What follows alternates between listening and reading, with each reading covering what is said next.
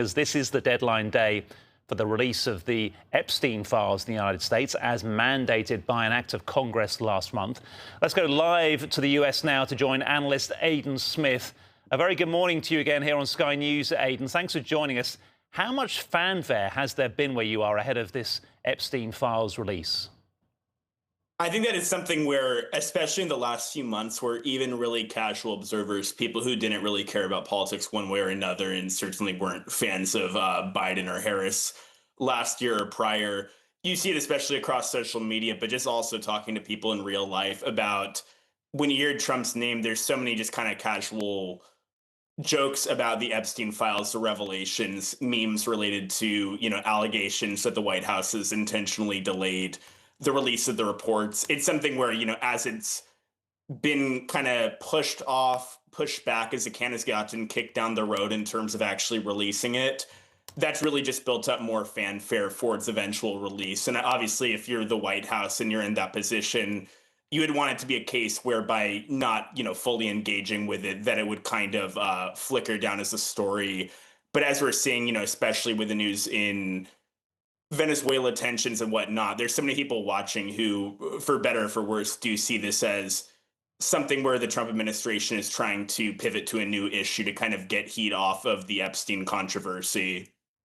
The Justice Department has said it may not be able to meet the deadline. They're talking about how difficult it has been to enact the number of redactions needed because of the sheer quantity of material to sift through. Will there be any blowback because of that?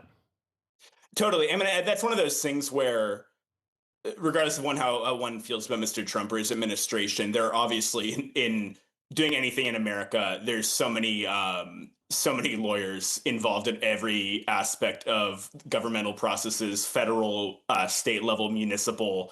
So on a logistical level, when Biden was president, there were frustrations about things like, let's say, the student loan debt cancellation, where a lot of it was logistical related to laws on the books of what you could actually do. But a lot of people saw that as Biden not fulfilling his promise to reduce student debt. And kind of for that reference I'm saying in this context, regardless of whether this is a logistical issue with the DOJ workforce just not having the manpower to really go through all this, when you've been like Trump, who's really hit on the Epstein files in 2024, when you had a lot of swing voters who are really kind of motivated in terms of distrusting elites and who voted for Trump last year, just kind of seeing this when he's about 1 year into office, there's a lot of frustration. And yeah, even if there is some truth to that kind of claim, that's just probably going to ring hollow in the minds of so many voters, including definitely voters who are not reliable Republicans, but voted for Trump because they're distrustful of elites and wanted an outsider in power.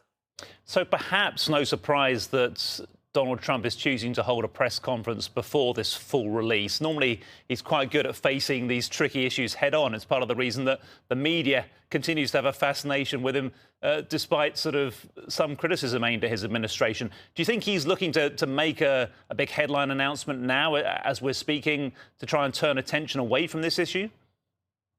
I think it's definitely possible. I think that, as you mentioned, and I haven't followed really the tidbits of it too closely, but kind of murmurs, I think, earlier on, hearing about how the White House might want to announce in near future kind of a record public-facing announcement related to like something like prescription drug pricing, kind of a populist issue to win the minds of voters, especially people who are lower middle income voters, the kind of people who are really sensitive to economic fluctuations and who voted for Trump last year because of inflation-related concerns, wanting to kind of jump back onto those issues when you see kind of a lot of economic concerns across the board. And especially when you see this kind of controversy that seems to only be getting more and more intense over time.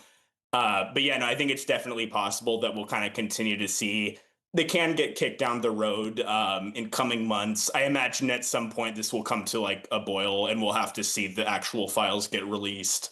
But timing wise, I think that the Trump administration would probably prefer to have it in the new year at the very least. But yeah, it's kind of unclear as it stands, and especially if Democrats do take back either House of Congress next year, excuse me. In the midterms, if there's a change of party composition in Congress, that would give the opposition party more of a stick in terms of being able to actually use their power to push for the release of the files. Yeah, and often in politics, the public's memory is short, isn't it? Aiden Smith, analyst, we really appreciate your time again, Aiden. Thank you.